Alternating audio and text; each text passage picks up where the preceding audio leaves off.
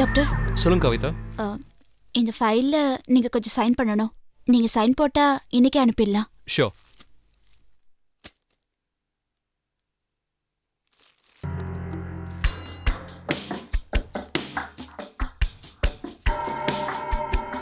என்ன டாக்டர் படிக்காமே கையெழுத்து போடுறீங்க? நீங்க படிச்சீங்கல்ல? That's it. இங்க சைன். ஓகே.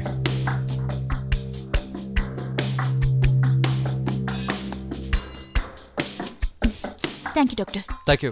தேங்க்யூ.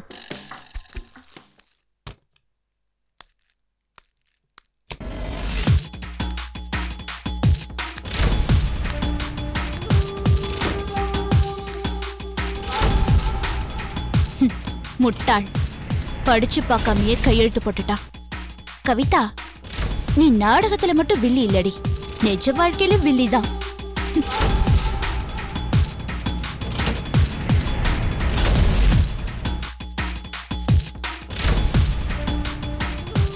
என் குடும்பத்தில் ஏற்பட்ட பிரச்சனைதான் எனது இந்த முடிவுக்கு காரணம். என் தற்கொலைக்கு வேறு யாரும் காரணம் இல்லை. டாக்டர் சிவா. இந்த ஒரே பேப்பரை வச்சு உன்னை என்ன பண்ற பாரு சிவா. என்ன பண்ற நீ? கொடு, உன்னை வரக்கூடாது சொல்லி வெளிய போ. போ, என் குழந்தைக்கு நான் பாடம் சொல்லி கொடுக்கணும். நான் வேற பேப்பர் தரேன். இந்த ஃபைல் இதை எழுத கூட. நர்ஸ், போ நர்ஸ். நான் கூட சொல்றேன். நர்ஸ், கொடு. எனக்கு புக் வேணும், கொடு. நான் உங்களுக்கு வேற புக் தரேன். வாங்க. வாங்க போனா நான் வேற புக் தரேன். வாங்க. எனக்கு கூட அந்த புக். வாங்க. கொடு.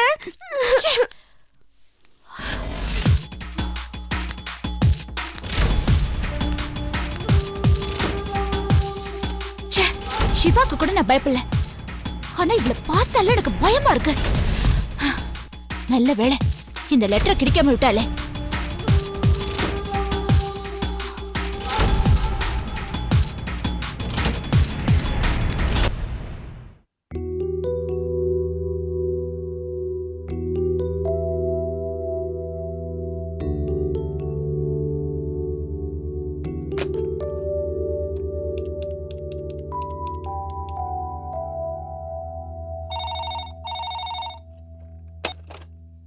Hello, Maithili speaking. மைதிலி, நான் நாகலட்சுமி பேசுறேன். சொல்லுங்க மம்மி. உனக்கு எப்படி நன்றி சொல்றதுன்னே தெரியல மைதிலி. நீ சொன்னதை சாதிச்சிட்ட. சிவா டைவர்ஸ் நோட்டீஸ் அனுப்புறத பத்தி தானே சொல்றேன். இது என்ன மம்மி பெரிய சாதனை?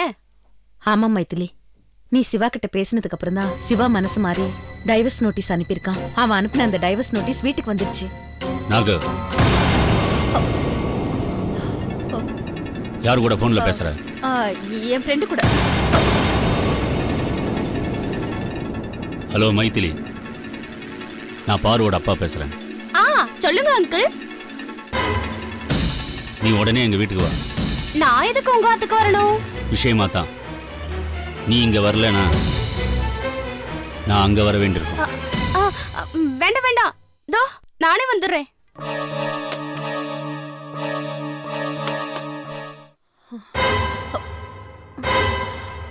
என்ன காரியண்டி பண்ண?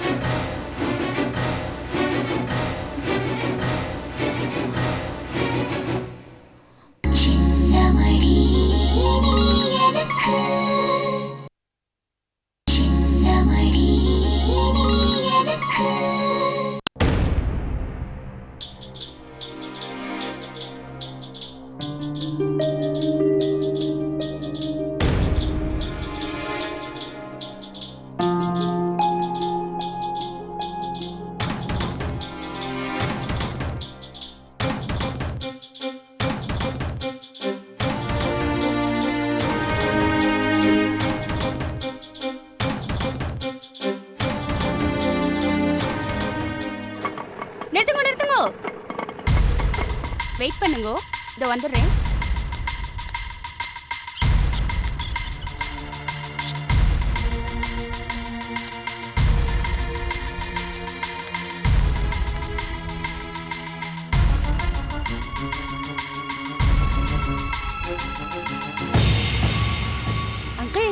எதுக்காக என்ன வீட்டுக்கு வர சொன்னேன்? நான் உன்னை எதுக்காக இங்க கூப்பிட்டேன்னு உனக்கு தெரியாது? அது எப்படி எனக்கு தெரியும்? நீங்க சொன்னாதானே தெரியும். ரொம்ப புத்திசாலித்தனமா பேசுறதா நினைப்பா? நீ இவளும் சேர்ந்து ஒரு நல்லவனை வாழ விடாம செஞ்சிட்டீங்க. அந்த விஷயம்லாம் எனக்கு தெரியும். அதை உன் வாயாலேயே சொல்ல வைக்க தான் உன்னை இங்க வர வச்சேன். எப்படி?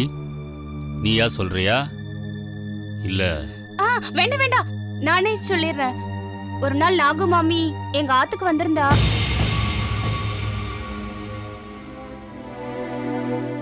பாரு படுற கஷ்டம் எல்லாம் ஒன்னா எடுத்து சொன்னா. சிவா கிட்ட இருந்து டைவர்ஸ் வாங்கினாதான் பாரு நிம்மதியா இருக்க முடியும்னு சொன்னா.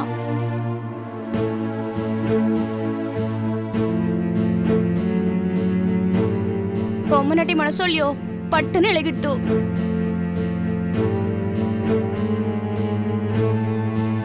உடனே நான் சொன்னேன், மாமி உங்க பொண்ணு பாரு எனக்கு பெஸ்ட் ஃப்ரெண்ட். அவ நன்னா இருக்கணுங்கிறதுக்காக நான் எந்த தியாகமும் பண்ண தயாரா இருக்கேன். ஆனா இந்த குடும்பத்தை பிரிச்சு வைக்கிறதா எனக்கு பிடிக்கவே பிடிக்காதுன்னு.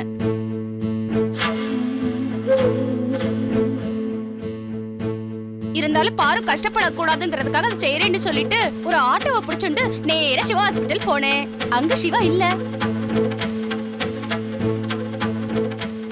பாக்க சுமாரா ஒரு லேடி டாக்டர் இருந்தா. என்ன விஷயோட என்ன துருவி துருவி கேட்டா. இதாண்டி அம்மா மேட்டர்னு எல்லாத்தையும் சொல்லிட்டேன்.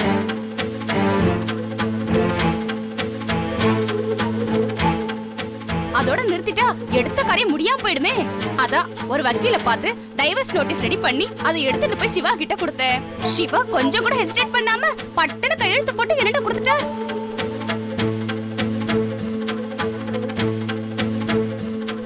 அவர் எப்படி கையெழுத்து போடாம இருப்பாரு? நீ ஒண்ணுக்கு ரெண்டா அந்த பொம்பளா டாக்டர் கிட்ட சொல்லிருப்ப. அவ அதை பெருசாக்கி சிவா கிட்ட சொல்லிருப்பா. அதனால அவரும் டைவர்ஸுக்கு சம்மதம் சொல்லிட்டார். ஆனா ஒண்ணு மட்டும் நிச்சயம், அவர் கையெழுத்து போட்டார தவிர மனசார சம்மதம் சொல்லிருக்க மாட்டார்.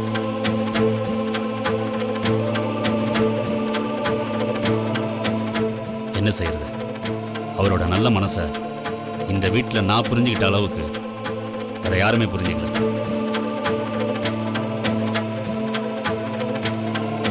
ஆட்டோ ரொம்ப நேரமா வெயிட் பண்ணிட்டு இருக்கு. நான் புறப்படலாமா? பேஷா போயிட்டு வாங்க. நீங்க பண்ண நல்ல காரியத்துக்கு ரொம்ப நன்றி.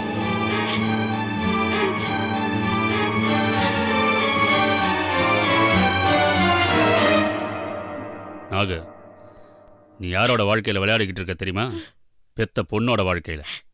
எந்த தாயும் தன்னோட மகளுக்கு செய்யக்கூடாத துரோகத்தை நீ போது நிறுத்துங்க.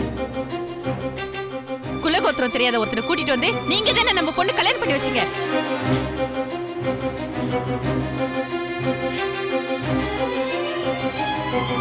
சரி, கல்யாணம் பண்ணி வச்சீங்கல்ல, நம்ம பொண்ணோட அவன் நல்லபடியா வாழ்ந்தானா?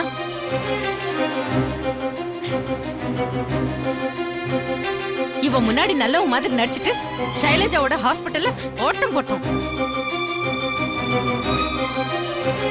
ச்சே, வெளியில சொன்னா வெக்கக்கேடு. நம்ம வீட்டுக்கு வந்தாலே வேலைக்காரி அவ கைய பிடிச்சு இழுத்து நம்ம வீடே அசிங்கப்பட்டதே, அது மறந்து போச்சு உங்களுக்கு?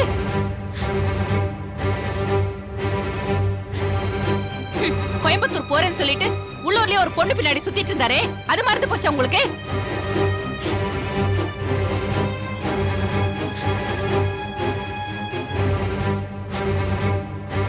இப்படி ஒரு தடவை இல்ல, பல தடவை நம்ம பொண்ணு அழ வச்சிருக்கான். அப்படியாப்பட்ட துரோகி கிட்ட இருந்து விடுதலை வேணும்னு தான் டைவர்ஸ்க்கு அப்ளை பண்ணேன்.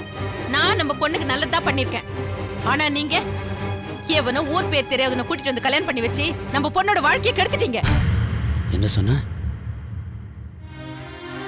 நம்ம பொண்ணோட வாழ்க்கையை நான் கெடுத்துட்டேனா?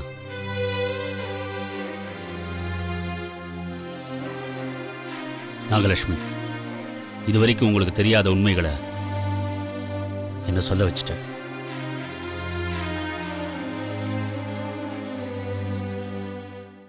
இந்த சிவா யாரு? அவனை எங்கேருந்து பிடிச்சிட்டு வந்தீங்கன்னு என்ன அடிக்கடி துருவி துருவி கேள்வி கேட்டீங்களே. அந்த சிவா யார் தெரியுமா? ஒரு அநாதை.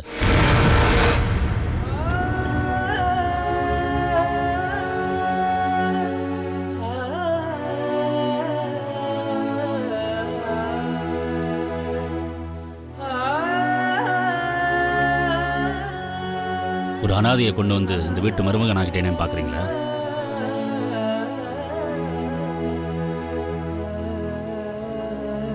இந்த அனாதையும் மகாபாரத்தில் வர கர்ணனும் ஒண்ணுதான். மகாபாரத்தில் குந்தி தேவி கர்ணனை அனாதையை ஆத்துல விட்டா. சிவாவை பெத்த குந்தி தேவி அவனை அனாதையா என் கார்ல விட்டா. அந்த குந்தி தேவியை தான் இவ்வளோ நாளாக நான் தேடிக்கிட்டு இருக்கேன். கேட்கவே ஆச்சரியமா இருக்குல்ல? கர்ணனையும் நம்ம சிவாவையும் ஏன் சம்மந்தப்படுத்தி பேசுறேன் தெரியுமா? கர்ணன் தன்னை வாழ வச்ச துரியோதனனுக்கு துரோகமே செய்யல, நல்லது தான் செஞ்சான். அதே மாதிரி தான் சிவாவும் அவனை எடுத்து வளர்த்து ஆளாக்கின எனக்கு எந்த துரோகமும் பண்ணல, நல்லது தான் செஞ்சான்.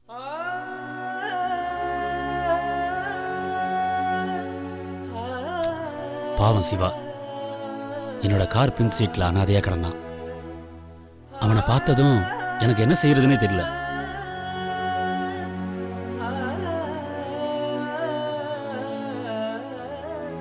அப்பதான் திடீர்னு ஒரு யோசனை வந்தது.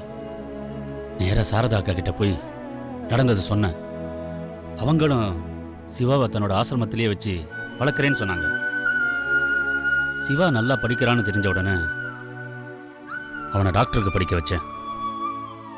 அதோட என் கடமை முடிஞ்சதா நான் நினைக்கல.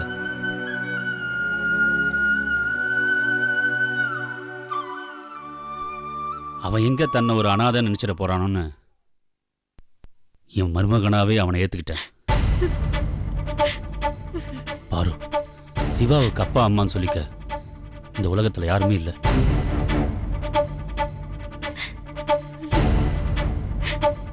அதனால தான் நம்ம எல்லாரையும் அவன் உலகமா நினைச்சான். ஆனா நீ அவனோட அன்பை புரிஞ்சுக்காம மறுபடியும் அவனை அனாதையாக்கிட்டிய. உன்னை கட்டி வச்சா உன் மூலமா அவனுக்கு அன்பு பாசம்லாம் கிடைக்கும்னு நினைச்சேன். ஆனா அவனுக்கு கிடைச்சதெல்லாம் ஏமாற்றம்தான்.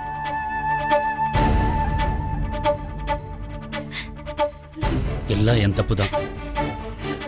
அவனுக்கு நல்லது செய்யறதா நினைச்சு நானே கெடுதல் பண்ணிட்டேன். இனிமே அவன் முகத்துல முழிக்கிற அருகதை கூட எனக்கு இல்லாம போயிடுச்சு.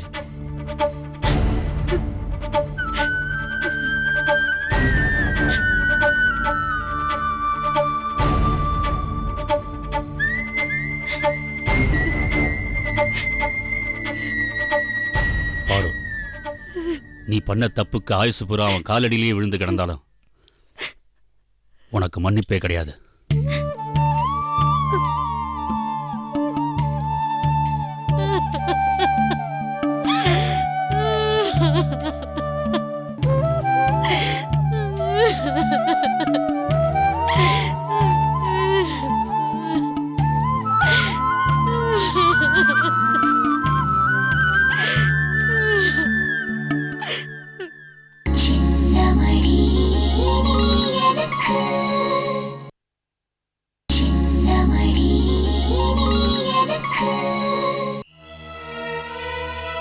மாப்ள, நம்ம நாட்டு எல்லையில போய் சர்வீஸ் பண்ண போறதா சொல்றீங்க.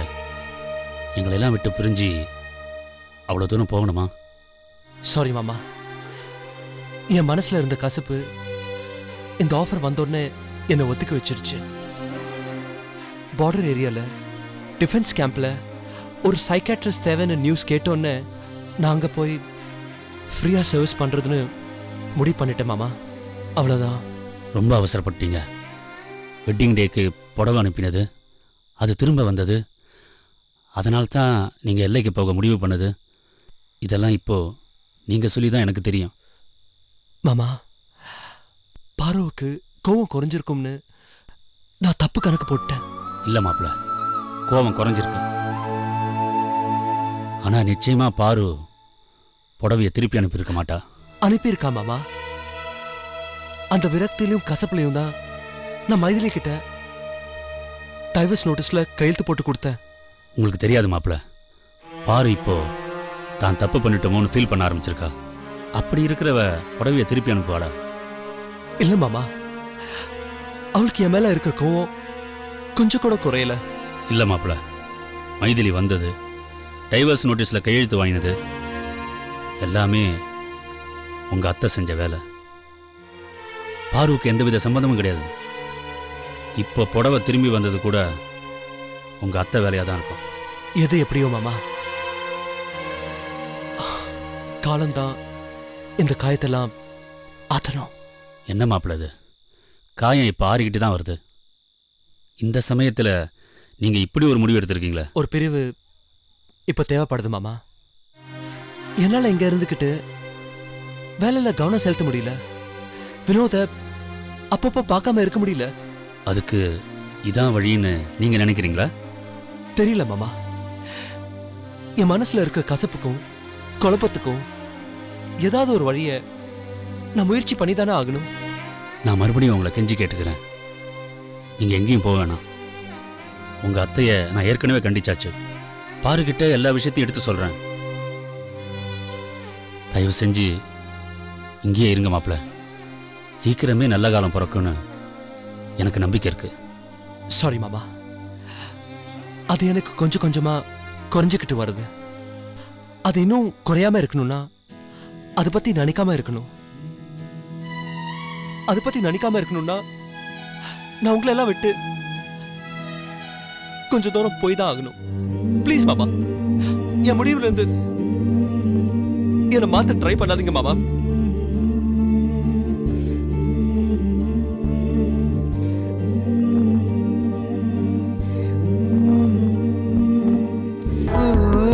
மின்னல் ஒளி விழியாலே நெஞ்சை நீ திறந்தா, சின்ன சின்ன கூடலோடு சிரிக்க ஏன் மறந்தா, கண்ணில் நிறைந்த கன்னி தமிழே உள்ளம் கலங்காதே, கண்ணில் நிறைந்த கன்னி தமிழே உள்ளம் கலங்காதே, உன்னையல்லாமல் வேறு உறவும் என்னை சேராதே, காற்றும் நானும் காத்து கிடந்த தனிமை தீவினிலே